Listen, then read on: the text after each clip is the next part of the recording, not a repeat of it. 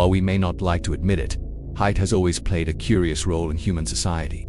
Culturally, tallness is often seen as a desirable trait, and over the last few centuries, humans have steadily grown taller, with today's newborns expected to be around 5% taller than their ancestors from just a century ago. But this upward trend in human height hasn't always been the norm. In fact, if we zoom out across the timeline of our species and our extinct cousins, we find a much more unpredictable pattern. From giants to the truly tiny, the human family tree is full of surprises. Most early humans were shorter than us. Take Homo habilis, for example, around 30% smaller in size than modern Homo sapiens. But that's hardly remarkable compared to a mysterious human species that appeared around 1 million years ago in the Eastern Hemisphere, one that made even Homo habilis look tall. Meet Homo Floresiensis, nicknamed the real-life hobbits. These tiny humans represent the smallest known human species ever discovered.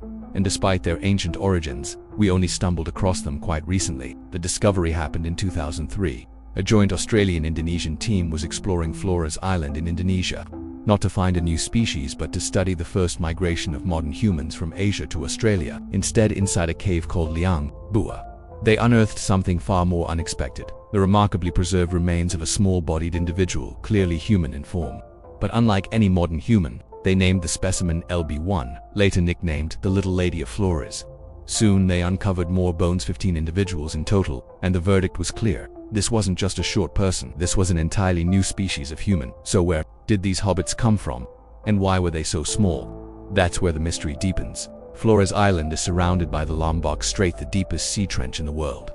Even during the Ice Age, when sea levels were dramatically lower, the island remained isolated, which means Homo Floresiensis, or their ancestors, had to cross open ocean to get there, most likely by rafting. This alone was a remarkable feat. Competing theories emerged about their origins. One camp suggests that Homo Floresiensis descended from Homo habilis, or even earlier species like Australopithecus, due to footbones that closely resemble these ancient ancestors. Another group argues they evolved from Javanese Homo erectus, citing similarities in skull and dental structure. Unfortunately, extracting DNA from their fossils has been impossible so far. The hot and humid climate of the region tends to destroy ancient genetic material, so the debate continues. What isn't debated, however, is just how incredibly small they were at first. Scientists thought the LB1 skeleton might have had a growth disorder, but as more individuals were found, it became clear this was their natural size. The tallest known Homo floresiensis individuals stood at just 1.09 meters, that's 3 feet 7 inches. The original specimen, LB1, was even shorter, just 1.06 meters, or 3 feet 6 inches. That's 40% smaller than the average human born in the 1990s, and well within the clinical definition of dwarfism by today's medical standards. To put it in perspective, the shortest modern human populations, such as the Andamanese, Mbuti or Twa peoples, still average between 1.37 and 1.5 meters tall. Homo floresiensis was far shorter than even these groups. Their small size earned them the nickname hobbits, and the comparison turned out to be oddly fitting. In fact, while the hobbits in Peter Jackson's movies were taller, Tolkien's book Hobbit stood around 3.6, the exact height of LB1. And it doesn't end there. Like Tolkien's hobbits, Homo floresiensis had unusually large feet, disproportionately big compared to the rest of their body. But unlike the rounded toes seen in fantasy portrayals, their toes were long and slender. This, combined with their flat feet, likely meant they had a high-stepping gait, bending their knees more than we do, which made them slower walkers, despite their short legs. They had strong thighs, possibly helping with mobility across rough terrain, but they remained lightly built overall, averaging just 25 kilograms, or 55 pounds. That's lighter than a medium-sized dog. In fact, they weighed roughly 1/4 of an average American adult male. So, why were they so small? The likely answer: insular dwarfism. Flores isn't a very large island, roughly half the size of Vancouver Island. With limited food and resources, evolution tends to favor smaller, more energy-efficient body sizes. This phenomenon is well documented in island environments, where large animals often evolve into smaller forms to survive. Think pygmy elephants, dwarf hippos, and, now, Hobbit humans. One team of scientists has even proposed a more specific cause: iodine deficiency. Several of Homo floresiensis' physical traits, like small stature, thick limbs, reduced brain size, and oddly shaped bones, are consistent with congenital iodine deficiency syndromes seen in modern humans. I will say not everyone agrees with this take, and some argue that their fossa was not enlarged or different from our own, and besides being much shorter and lighter than modern humans, the fused genus was quite anatomically different as well. So while from a distance you could not notice anything unusual besides their stature up close, there would be no misunderstanding that these were not Homo sapiens, as an addition to their unusual feet and legs, they also had distinctive clavicles and shoulder girdles that were proportionally short, while the humeral head and their elbow joints were twisted at a lesser angle than our own, which paired with a clavicle shape likely led to them being in a permanently shrugging or slightly hunched forward position that, along with their size, would have given them a pretty unusual appearance. Furthermore, they differed from us that they had protruding brow ridges, no prominent chin, and primitive canines, yet advanced molars. But despite these striking contrasts, there were some similarities between us and them, with one of the most important ones being that the Floresiensis had brains very similar in shape to our own, with the only markable difference having been the size, and actually Floresian individuals had some of the smallest brains of any no-human species, with the volume being just 380 centimeters cubed, less than half the size of the erectus brain and more than 3 times smaller than modern human brains. Yet because their bodies were so small, the implications of their small brains were not as severe as you may think, as their brain-to-body mass ratio was still within the range of Homo erectus. Furthermore, their Brodmann area 10, which is tied to cognition, was about the same size as ours, implying that their brains likely did not affect mental capacity. And sure enough, Floresiensis remains are associated with complex behaviors such as the control of fire, butchering of animals, and the manufacturing of stone tools, which actually bore many similarities to the stone tools created by nearby Homo sapien populations, and their advanced technology proved to be extremely important, as the island of Flores during the PLA scene was something of a real-life lost world, being home to giant exotic life wherein some of the biggest creatures and predators around were animals we typically don't imagine as being nightmarish, but here on Flores, they went into gigantism, resulting in creatures that are usually smaller becoming absolutely massive. One such animal that experienced this was a store from hell, Leptopatylus robustus. The genus is actually still around and are described as very large tropical stores, but the robustness is thankfully long gone, as this bad-tempered store was way more massive than its living relatives, having stood at 180 centimeters or 5 feet 1 in, while its wingspan topped 3.65 meters or 12 feet. Equal to the wingspan of the largest birds today, while it retained the classic slender body seen in STS. Its bones were much heavier and thicker than normally seen, leading paleontologists to assume that it rarely flew and probably spent most of its days stalking the land instead, using its height and powerful eyes to pinpoint prey, which seems were typically consisted of rats and reptiles. But sadly for our distant cousins, there is a fair chance they were not spared by the STS, because as juveniles Homo Floresiensis would have been well within the prey range, being similar in weight to larger rats, and even as adults it's possible that a large store could take them out. And remarkably, this store wasn't the only bird Floresiensis had to watch out for, as it also lived with a large type of vulture, the triune oips. Like the store, the genus of vulture is still around, but the species found on Flores is not. For now, that species remains unnamed, and its true size is a mystery, but it's been deduced that at the very least it was larger than Homo Floresiensis, at least when it came to dimensions. Now, this may sound worse than a giant store, but given that its living relatives are predominantly scavengers, it's likely that this vulture was the same. That being said, its closest living relative, the white-headed vulture, has been observed hunting when the occasion presents itself, sometimes even killing animals up to 10 pounds or 4.5 kilos. So if we assume that the Flores vulture was at least double its size, that would again put juvenile and subadult Florens within killing range. No bueno. Although being hunted was likely not their biggest problem with these birds, but rather competition they caused over prey, and hunted herbivore specimens do in fact show that Floresiensis rarely made scavenging cut marks, suggesting intense and frequent conflicts with other carnivores over carn. But neither bird was the true obstacle or threat on these islands, with that crown going to an animal very much still around on this island today, Venus Komodo inus, better known as the Komodo dragon. These large monitor lizards, which are the current biggest lizards on Earth, are endemic to a few Indonesian islands, including Flores, where like now terrorized the inhabitants during the PTO scene. They were without a doubt the largest terrestrial predators around, with known specimens reaching up to 3 meters or 10 feet and sometimes weighing up to 90 kilos or 200 pbs. And they aren't just big, as they possess an array of features that make them utterly terrifying, likely a reason why they heavily inspired the movie King Kong. For starters, each Komodo dragon possesses a jaw filled with zedon teeth, which is defined as teeth which are flattened, recurved, and serrated, similar to the dentition seen in many theropod dinosaurs. In other words, very, very sharp, and the Komodo dragon can be very liberal with how viciously they use these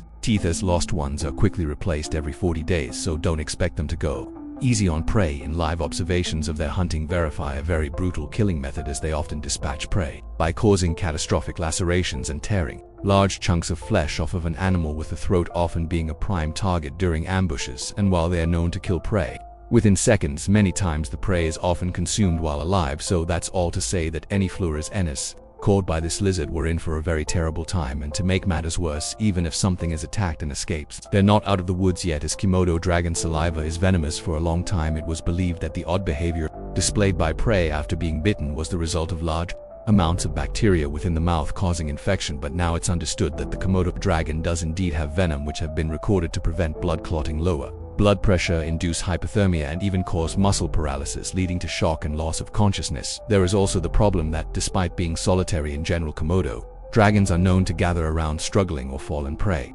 leading to an animal often being feasted on by multiple individuals and thus making this escape that much more impossible. And thanks to their teeth and venom, prey many times larger than humans, let alone the flues, unseas are targeted, such as the water buffalo and storms back in the day, with both of them sometimes being over 1 ton. To make matters worse, based on witness huntings, we also know that remarkably small Komodo dragons, sometimes only being 30 pounds or 13 kilos, can take down prey much larger than FloresIsland is, to painting a very grim picture for our distant relatives. Additionally, even modern humans, who are larger, more powerful, and technologically advanced, are known to be attacked from time to time, and over a 30-year-plus period, 24 attacks were reported with a fatality rate of 20%, which, just to put that into perspective, is greater than the lethality of shark attacks. And not that they need it, but Komodo are also protected by rugged skin, which is reinforced by armored scales that contain little bones called osteoderms, which, when numerous and next to each other, create a sort of biological chainmail. So even with weapons, Floresiensis would have had an extremely hard time dealing with this apex predator, and scientists do think that these real-life dragons dominated the inland parts of Flores and were a significant contributor to the mortality for the Flores in AS population, while also making scavenging very difficult, especially when considering the fact that Komodo have amazing tracking capabilities, being able to detect carrion up to 6 or 5 kilometers away, and they weren't the only reptilian predators to watch out for us back in those days. Flores was home to a fair amount of saltwater crocodiles as well. These large beasts tended to stick to coastal environments, including mangrove swamps, making any ventures there quite questionable, because, as you likely know, saltwater crocs are pretty gnarly, being the largest reptiles on Earth at the moment, sometimes exceeding 1 ton in weight and possessing one of the strongest bites, period, that clocks in at around 16,400 newtons. Just nearly 27 times more powerful than the bite of a wolf, and because of their presence, the Homo Floresiensis perhaps did not eat as much marine prey as you would expect an island-dwelling human to do, and thanks to their size, this was yet another apex predator, which did not make things easy for them.